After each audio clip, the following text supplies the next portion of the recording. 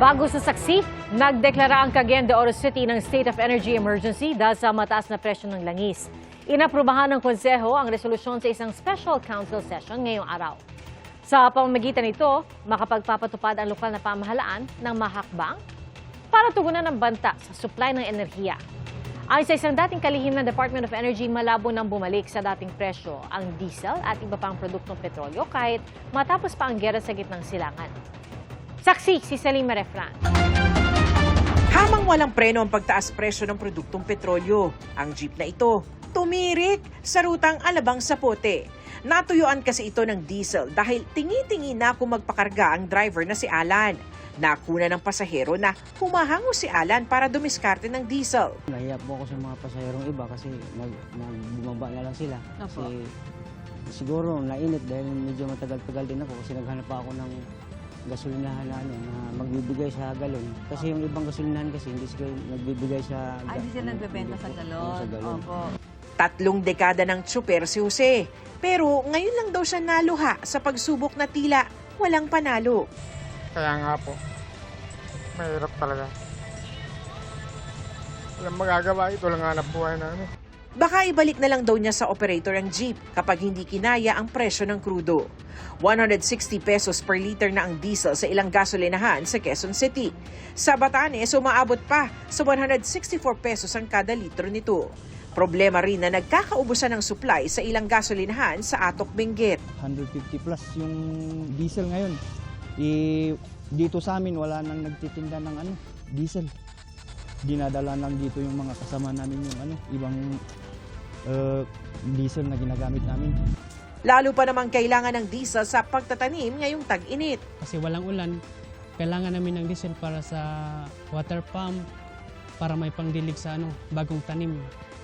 At saka po sa sa pag-aani namin, medyo malayo yung pagdidelibera namin ng gulay namin, mga 2 oras ang biyahe, 2-3. Kaya yung napakalaking epekto talaga nung pagtaas ng diesel kasi minsan wala nang natitira eh. Ayon sa isang grupo ng mga magsasaka, nabawasan ang mga nagbabiyahe ng gulay dahil sa taas presyo ng petrolyo. Naiipon yung mga gulay sa mga bagsakan dahil wala na masyado ring bumabiyahing mga trader o kung meron man, talagang medyo mahal at maraming nabubulakan po ng mga gulay. Hindi pa rin inaalis ng Department of Energy ang posibilidad ng mas masidhipang taas presyo habang wala pang indikasyong huhupa ang tensyon sa gitnang silangan. Is it going to reach 200? I really do hope it won't. No? And I don't think it ever happened. That's but it's a possibility also. Kasi it depends on the actions of the countries, not the Philippines, the countries involved in this, or even the behavior of those involved in the war. Mismong DOE ang nagsabi, sa loob lang ng 1 buwan, dumoble ang presyo ng produktong petrolyo. In a matter of 1 month, our price has gone up to more than 100% increase. No? So sobrang, this is like by far the fastest and the highest increase of oil prices. Sinuri ng GMA News Research ang datos ng DOE at kinumpara ang presyo bago at pagkatapos ng pagsiklab ng giyera sa gitnang silangan. Ang pinakamurang diesel noon nasa 48 pesos lang kada litro ang presyo.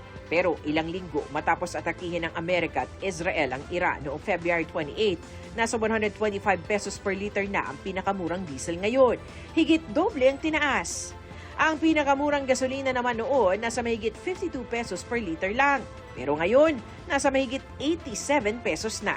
Bago ang giyera, nasa higit 77 pesos per liter ang pinakamurang kerosene. Pero nasa halos 158 pesos per liter na ngayon, higit 100% ang tinaas. Ang masaklap, sabi ni dating Energy Secretary at ngayon Leyte Governor Jericho Petilla, malabo nang bumalik sa dating presyo ang mga produktong petrolyo. Bagay na sinang-ayunan ni kasalukuyang Energy Secretary Sharon Garit. Huwag na kayong umasa, babalik pa ng 61 yan. Okay, fearless forecast is basically ang diesel will be 100 or a little over 100 and then gasoline is a little under 100. Pag nag-normalize na lahat, dahil maraming infrastructure na nasira. There is a structural change already in the oil industry. Kaya I would go along with the point of former Secretary Petilla. Kasi if ever it goes down, it will take longer. It will not be 1 month. Kung gaano kabilis ang pag-akyat ng presyo, hindi ganun po kabilis yung pagbaba ng presyo. Aabot pa sa 50 araw ang stock ng petrolyo sa bansa ayon sa DOE. 900,000 barrels ng petrolyo ang inaasahang darating ngayong buwan. Pag nag-worsen si Middle East, at least we have other options like Americas or even Africa, Australia. So kailangan mag-open tayo ng agreements there so that we can access also from other countries. And then next is that what types of products we procured more than 1 million barrels of diesel. Next is LPG. And then I think we are targeting about 2 million with the budget that we have been given, 2 million barrels. Ayon kay Garin, matapos ang pulong kasama ang DBCC o Development Budget Coordination Committee, wala pa raw desisyon ng Pangulo patungkol sa pagtapyas o pagsuspinde ng excise tax. Ang sobrang bilis ng pagtaas ng presyo ng langis, hinila pataas ang presyo ng iba pang bilihin. Kaya ang inflation rate nitong Marso tumama sa 4.1%, halos doble kumpara noong Pebrero. Pinakamataas ito sa loob na mahigit 1 taon. Ayon sa Philippine Statistics Authority, malamang ay magiging mas mataas pang inflation rate ngayong Abril. We were seeing higher numbers nitong April because we had a series of price increases during the first week and we're not seeing any development that it might go down. May mga spillover effects yun, and based on the previous years kung saan nagkaroon din tayo ng spike sa fuel prices sa world market, ay mabilis ang impact niya sa iba pang mga commodity items.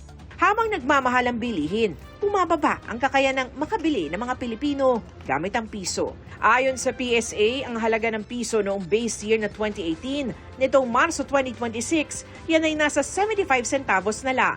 Ibig sabihin, ang kakayanang makabili gamit ang 1,000 pesos noon, halagang 750 pesos na lang ang mabibili ngayon. Yung purchasing power of peso natin kasi inversely related yan sa inflation rate. So siyempre pag tumataas yung inflation, bumababa yung ating purchasing power. Ako si Salima Rafra, ng inyong saksi. Isa pa ang bago sa saksi, nagkasa ng mga bagong pag-atake ng Amerika sa Kharg Island kung saan naroon ang pangunahing pasilidad para sa ine-export na langis ng Iran. Narinig ang mga pagsabog sa isla ayon sa Iranian media. Sinabi sa Reuters ng isang opisyal ng Amerika na sa mga panibagong pagsabog, walang tinamaang infrastruktura ng langis. Dati pang sinabi ni US President Donald Trump na target nilang wasakin o kubkubin ang isla. Inaalam pa ng DILG kung totoo ang impormasyon na namataan umano sa Vietnam ang negosyanteng si Atong Ang na wanted para sa patong-patong na kaso kaugnay ng mga nawawalang sabongero. Kapag nakumpirma, agad daw mag-a-apply ng formal extradition ng DILG para maibalik si Ang sa Pilipinas. Saksi, si John Consulta. Magtatatlong buwan na mula nang lumabas ang unang warrant of arrest laban sa negosyanteng si Charlie Atong Ang. Ipinaaresto siya ng korte sa Santa Cruz, Laguna dahil sa mga kasong kidnapping with homicide at kidnapping and serious illegal detention kaugnay sa 19 na sabongerong hindi na makita matapos magsabong sa kanyang sabungan sa Laguna. May hiwalay ring arrest warrant na inilabas ang korte sa Lipa at San Pablo. Sabi ng DILG, maabot na sa 200 lugar ang inilugat ng gobyerno sa Pilipinas para hanapin ang tinaguriang most wanted sa Pilipinas. Sinisilip din ang ilang bansa sa Southeast Asia, partikular sa Cambodia kung saan umano siya may negosyo. Pero ngayon, sinabi ni Interior Secretary John Vic Rimulya na bineberipika nila ang impormasyong may sighting umano kay Ang sa Vietnam. Wala siyang record sa BI na dumaan so most probably sa backdoor siya dumaan doon sa Mindanao part. Ayon kay Sec Rimulya, kung naroon nga si Ang, ay mag-a-apply agad siya ng extradition para mabalik si Ang sa bansa. It is an intelligence report and we are following it up and we are for confirmation yan dyan sa Vietnam authorities. We have to verify first through back channels kung doon talaga. Then we will file the appropriate actions after.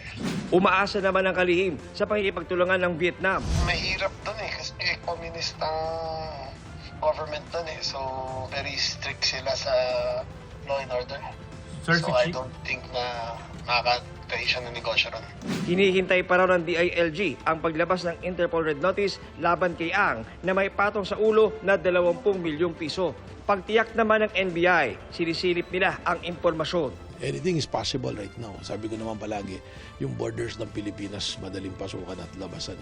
If there's a lead, then titingnan natin. Tuloy-tuloy pa rin naman yung follow-up. I created a team to monitor at matrace kung nasan talaga siya.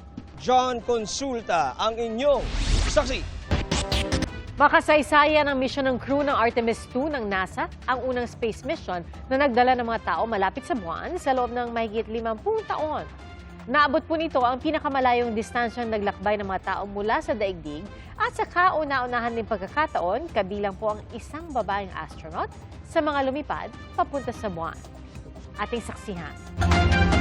We are standing by for the integrity crew aboard. Umukit ng kasaysayan sa kalawakan. 1970, during the Apollo 13 mission, 3 explorers set the record for the farthest distance humans have ever traveled from our home planet. Today, for all humanity, you're pushing beyond that frontier. Sa layong 252,756 miles, nalagpasan ng Artemis 2 crew ang nakamit na layo ng Apollo 13 noong 1970 na 248,655 miles mula sa daigdig. From the cabin of integrity here as we surpass the furthest distance humans have ever traveled from planet Earth. Mahigit 5 dekada nang nakararaan mula nang huling magpadala ng mga astronaut malapit sa buwan. Hindi man lumapag sa buwan ng Artemis 2, makasaysayan ng 7 oras nitong lunar observation, kung saan nasaksihan nila ang tinatawag na far side of the moon o yung bahagi ng buwan na hindi nasisilayan sa daigdig. Sa gitna ng kanilang paglalakbay, nagmungkahi rin sila ng pangalan ng mga crater. Isa rito, ipinangalan sa namayapang asawa ng isa sa mga astronaut na si Reed Wiseman. Ang mission commander ng Artemis 2, pumanaw ang asawa ni Wiseman dahil sa cancer noong 2020. There's a feature in a really neat place on the moon, and it is on the near side. We will be able to see this from Earth. It's a bright spot on the moon, and we would like to call it Carol. Sa pambihirang pagkakataon, nasaksihan ng crew habang nasa kalawakan ang pag-eclipse o pagtakip ng buwan sa bahagi ng araw. Kita rin ang maliit na tuldok mula sa malayo na ayon sa NASA ay ang planetang Venus. Bukod sa makasaysayang flyby sa buwan, makasaysayan din ang mismong Artemis 2 crew. Sa kauna-unahang pagkakataon, isang black astronaut, isang babae at isang Canadian ang nakalipad papunta sa buwan.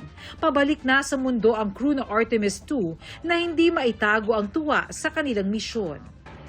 What we got to matter is out of this world.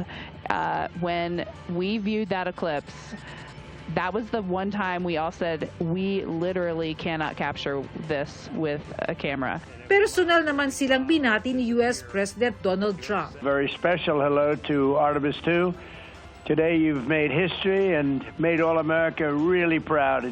Inaasahang sa April 10 matatapos ang 10 araw na misyon ng Artemis 2 na nagkamit ng mga panibagong aral at kasaysayan sa kalawakan. Ako si Bernadette Reyes, ang inyong saksi.